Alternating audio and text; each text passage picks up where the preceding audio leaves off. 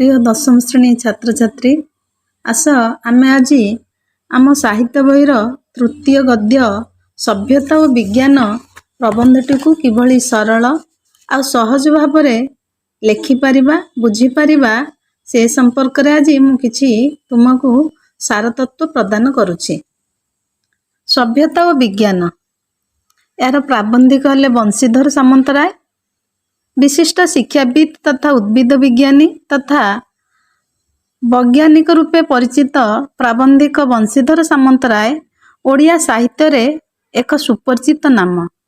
पठित सभ्यता और विज्ञान लेखकर एक जुक्ति संबलित मौलिक प्रबंध।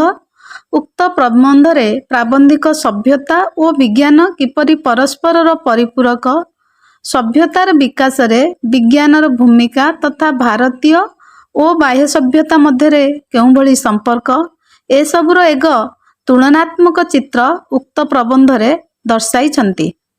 सभ्यता गोटे जातिर आदर्श और लक्ष्य, विज्ञान से ही आदर्श प्राप्तिर प्रधान अवलंबन।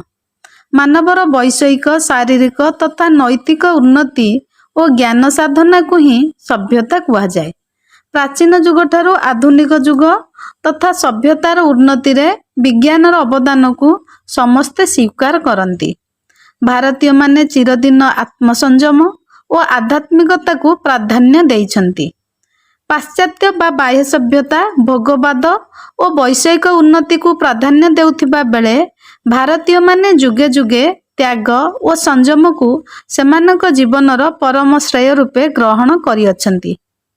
अधुना सबु क्षेत्र रे विज्ञानर प्रभाव सुपरिलक्षित। निज लक्ष्य स्थल रे पहुँचीबा पाई मनीष विज्ञान को अवलंबन करिछि। या फल रे विज्ञान को दुई भाग रे विभक्त करा जाई पारे। गोटिए हेले जड़ विज्ञान, अन्यटी हेब जीव विज्ञान। जड़ और जीव विषय मानवर ज्ञान संप्रसारित होइछि। जड़ विज्ञान अंतर्गत गणित शास्त्र द्वारा मनीष बहु जटिल समस्या को समाधान करि पारुछि। पदार्थ और रसायन विज्ञान द्वारा महाकाश विषय अनेक तथ्य आम ज्ञान परिसरभुक्त होइअछि। विभिन्न धातु को व्यवहार करी मोटर, जहाज, कंप्यूटर आदि तैयारी वैषयिक क्षेत्र में यथेष्ट उन्नति करिछि। विज्ञान जोगु विराट समुद्र आज दुर्लंघ्य होई रही नहीं कि उत्तुंग हिमालय दुर्व होई रही नहीं।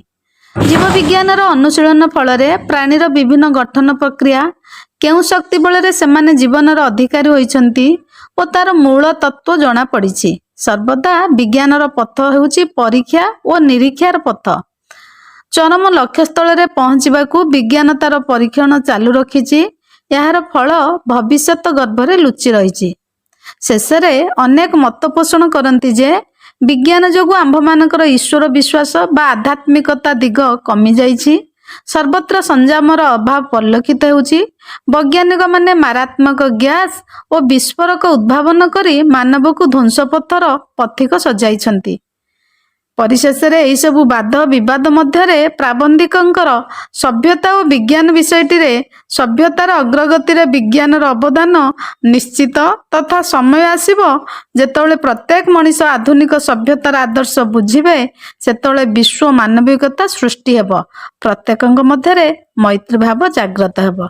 पिला माने मु आशा करे एई सभ्यता और विज्ञान विषयटी तुमको बहुत कष्ट बा जटिल बोध होउथिबो, किंतु जदि एही भली भाबे तुमे क्रमान्वय यार सार कथाटी को मन रखि परिबो निश्चित भाबरे यार दीर्घ उत्तर मूलक बा जे कोनोसी सलार्थ संबंध रु आसु बे विषय रु आसु तुमे माने सुंदर भाबरे लेखि परिबो। धन्यवाद।